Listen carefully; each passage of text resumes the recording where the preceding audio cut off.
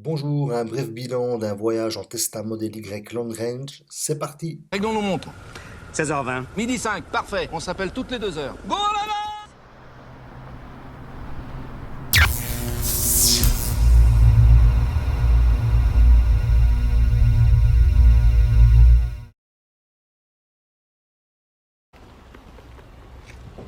Ça, crotte ta bagnole de Barakim. Pour faire bref, parce qu'il y a beaucoup à dire, il s'agit d'un véhicule 100% électrique de 378 kW, soit 514 chevaux, de plus de 2 tonnes, chargé à fond, 4 personnes à bord, vitesse de croisière, les limitations de vitesse, 120 en Belgique, 130 ailleurs. Clim activé sur 21 degrés tout le trajet, on a eu de la pluie, du bon temps, des bouchons, de la route normale. On a eu un voyage vraiment varié.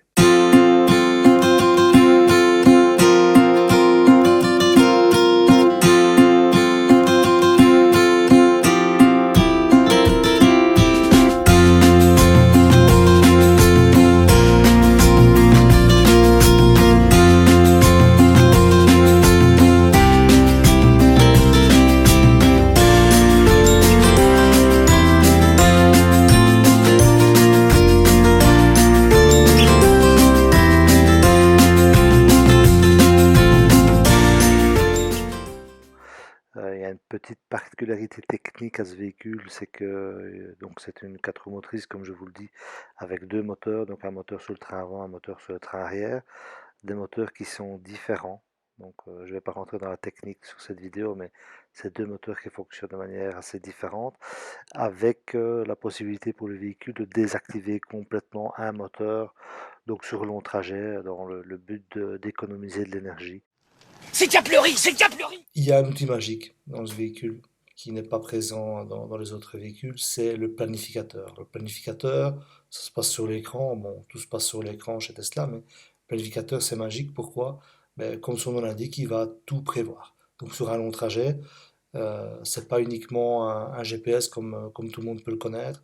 Non, non, non, il va prévoir forcément en temps réel une modification d'itinéraire si c'est nécessaire. C'est à vous de planifier si vous le souhaitez ou pas. Mais il va aussi prévoir les recharges. Donc, vous savez où vous allez charger, vous savez quand vous allez arriver, les bornes sont disponibles. Donc, ça est indiqué sur votre écran. Si ce n'est pas le cas, on vous envoie ailleurs. Vous savez surtout, ce qui est rassurant, c'est à combien de pourcentage de batterie vous allez être quand vous allez arriver à votre destination ou à votre chargeur. Donc c'est rassurant. On pourra voir après dans le reportage que c'est très précis, ça fonctionne très très bien. Il y a pas, en tout cas moi j'ai pas eu d'erreur. Au contraire, le planificateur a même été un peu pessimiste par rapport à la réalité. Donc c'est très rassurant d'avoir ce planificateur dans le véhicule. Suffit de le suivre en fait, hein. La révolution est comme une bicyclette. Quand elle n'avance pas, elle tombe. Eddie Merckx.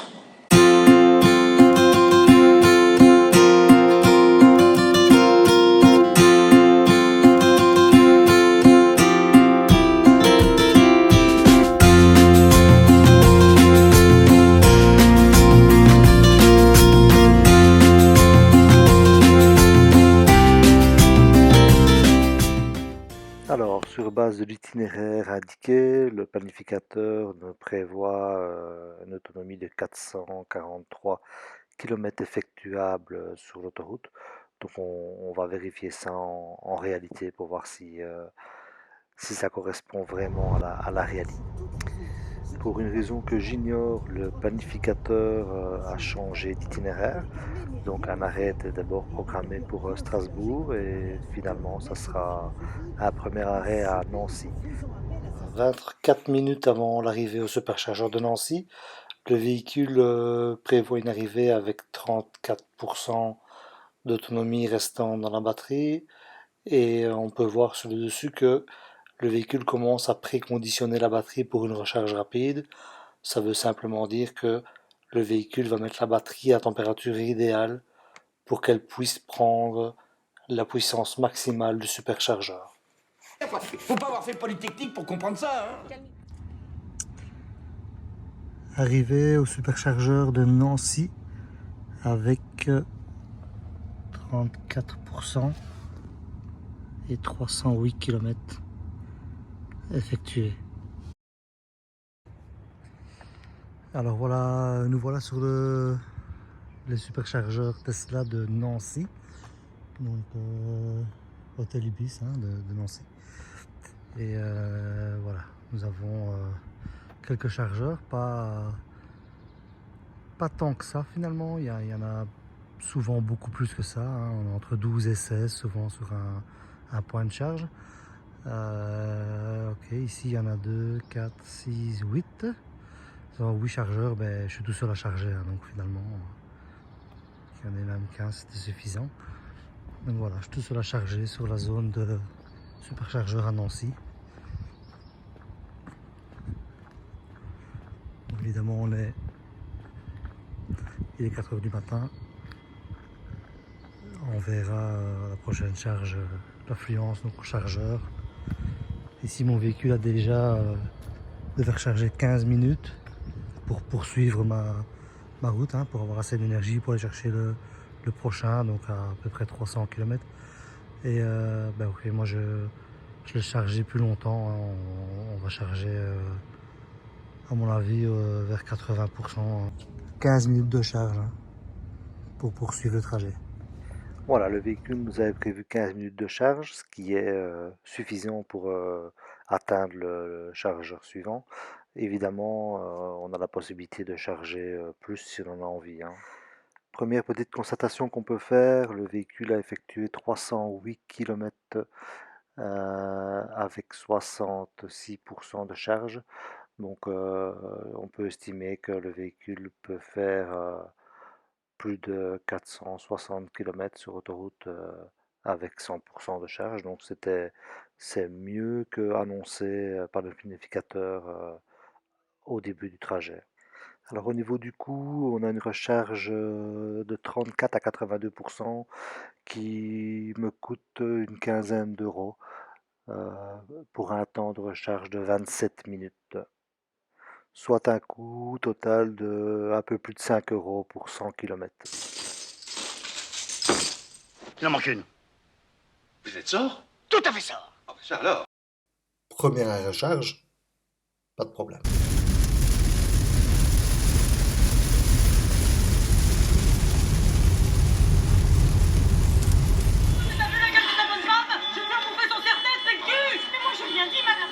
C'est moi que t'appelles fake cul, vieux tank. Tu sais comment je t'appelle? Pardonne mes deux couilles. Arrête! Corinne Théma! Mais qui tu parles? Celui qui descend, Voilà, deuxième étape arrivée en Suisse. Temps de charge estimé 15 minutes pour poursuivre notre trajet. On a 30%, 31, 29% de batterie, d'énergie dans la batterie. Alors nous voilà en Suisse pour la deuxième recharge sur les chargeurs Tesla. Vous voyez qu'il y a 4 chargeurs Tesla ici. Il n'y a personne. Bon, heureusement il n'y en a pas que 4. Il y en a plein d'autres ici. Et comme on peut voir, voilà, tout plein, et je suis le seul à charger. Donc il est 7 h du matin, je suis tout seul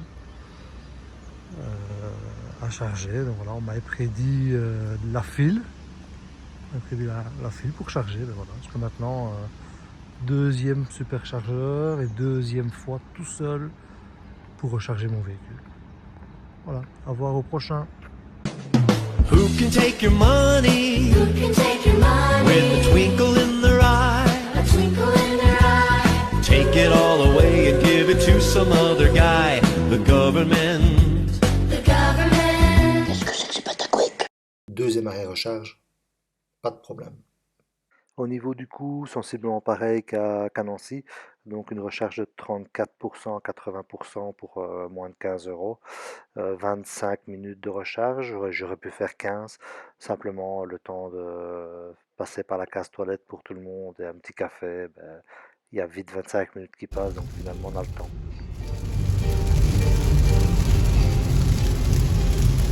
Jusqu'aux enroues de cuisse.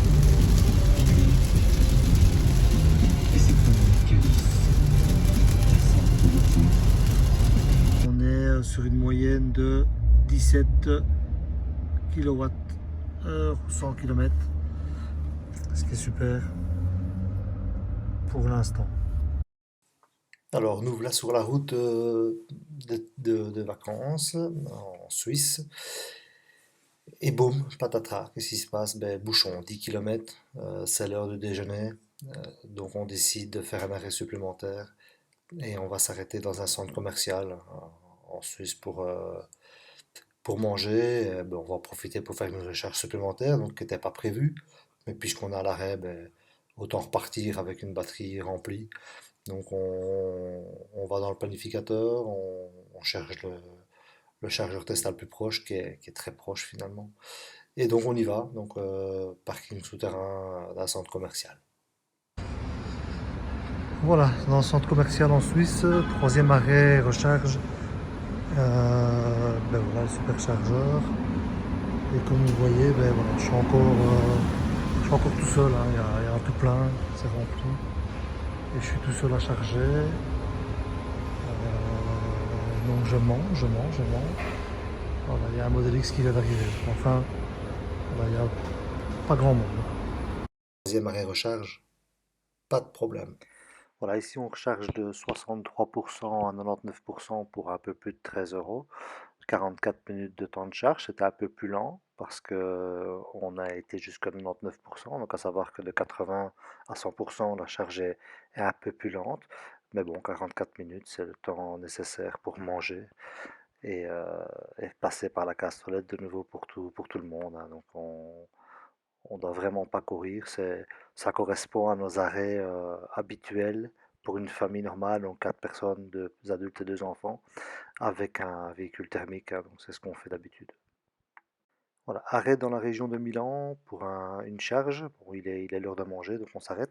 C'était pas nécessaire, le véhicule avait encore 50% de batterie, donc une charge estimée à 5 minutes pour le véhicule, parce que c'est pas nécessaire. Donc on a modifié de nouveau le planificateur pour notre propre petit confort, hein, donc pouvoir manger et pas s'arrêter à une heure trop tardive. J'espère que tu n'as pas oublié les glucides. T'es fou? Éviter la sous-alimentation, c'est très mauvais, hein.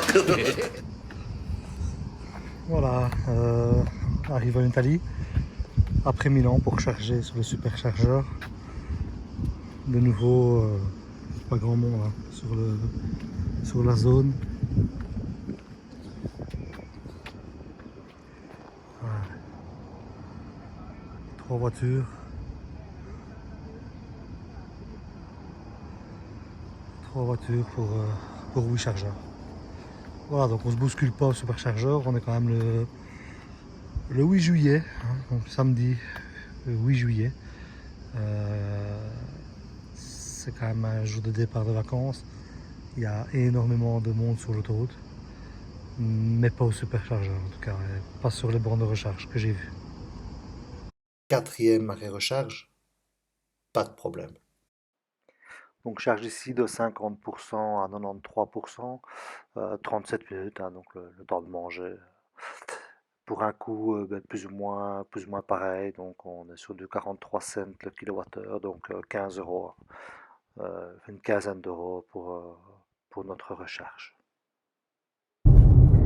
Petite statistique de consommation, donc on est sur une consommation de 16,3 kWh au 100 km sur un trajet de 1085 km pour l'instant.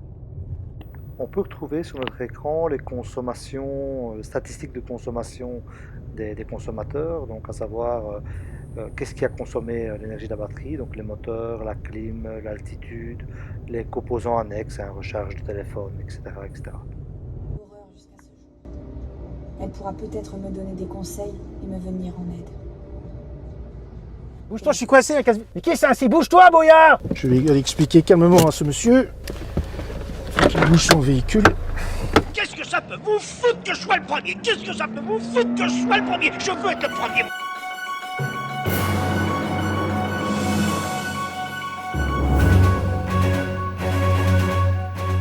On arrive avec 25%. De nouveau, on aurait pu se passer de la charge. On a une moyenne à l'arrivée, une moyenne de 163 Wh au kilomètre, soit sur un trajet de 1212 km, une consommation moyenne de 16,3 kW au 100 km. Combien? On a fait 320 km depuis la charge et on a encore une prévision de 153 km, donc soit 470, j'arrondis, 470 km d'autonomie sur autoroute, donc dans des pires conditions. Donc 470 km d'autonomie dans les pires conditions. Donc si je voulais vraiment vider ma batterie au bout, j'arriverais à 470 km en utilisant uniquement le réseau autoroutier. Donc forcément, en ville c'est beaucoup plus. En cycle mixte, c'est plus de 500, allègrement plus de 500. Je dirais 520, 530 en cycle mixte, ce qui est extra pour une voiture de, je le rappelle, 514 chevaux et 2 tonnes. Alors nous voilà arrivés sur notre lieu de vacances, donc on garde notre véhicule sur le parking de l'hôtel. L'hôtel ne dispose pas de borne de recharge, mais bon, c'est pas grave, j'ai anticipé puisque j'ai chargé à Rimini pour laisser plus de 80% dans la batterie pour être tranquille pour notre semaine de vacances. Ce qui est intéressant maintenant, c'est de savoir la décharge du véhicule. Donc le véhicule ne va pas être utilisé, va rester à l'arrêt. Donc on ne roule pas. Simplement, une chose à savoir, c'est que le véhicule dispose d'un système anti-surchauffe de l'habitacle qu'on peut activer ou pas depuis l'application. Donc on peut l'activer soit avec la clim ou sans la clim. Donc sans la clim, ça ventile simplement. Et avec la clim, forcément, la clim est activée. Elle maintient une température qu'on décide. Donc ça va de 35 à 45 degrés, donc de 30 à 45 degrés maximum dans le véhicule. Voilà, moi j'ai décidé d'activer la protection surchauffe, mais sans la clim. Donc ce qui maintient plus ou moins une température de 40 degrés. On est à peu près à 40 degrés. Donc ça va forcément consommer un petit peu de batterie. Et on va voir un petit peu combien ça a consommé par jour. Donc en pourcent et puis en kilomètres perdus.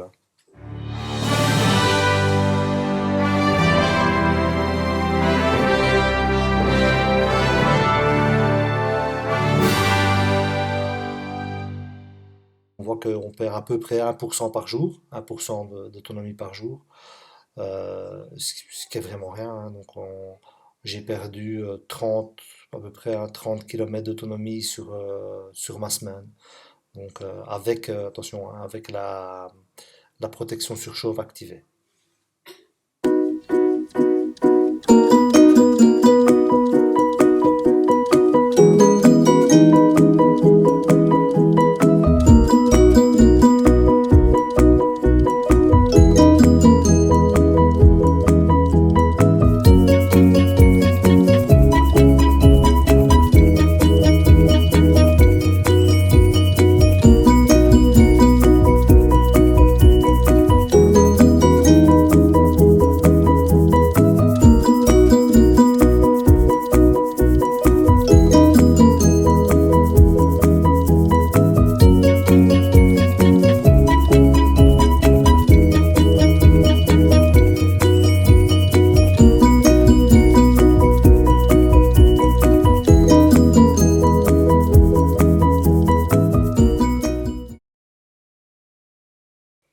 Est-ce que le fait d'être dans les bouchons, à l'arrêt, a plombé complètement notre autonomie? Mais non, c'est ok, regardez. Alors, on a eu le cas, on a quand même eu quelques bouchons, et il faisait assez chaud en Italie, en tout cas, quand on a eu des bouchons pour le retour. On est resté à l'arrêt, on a perdu à peu près 3 heures sur le trajet de retour pour les bouchons, à cause des bouchons. Et voilà, les calculs sont simples. On perd à peu près, clim activé, enfin, voilà, sans faire d'économie, on perd à peu près 1% par heure d'attente.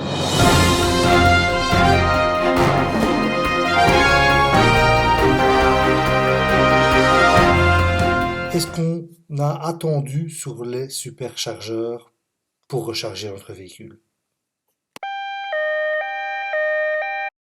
Ça nous a coûté ce voyage de 1200 km.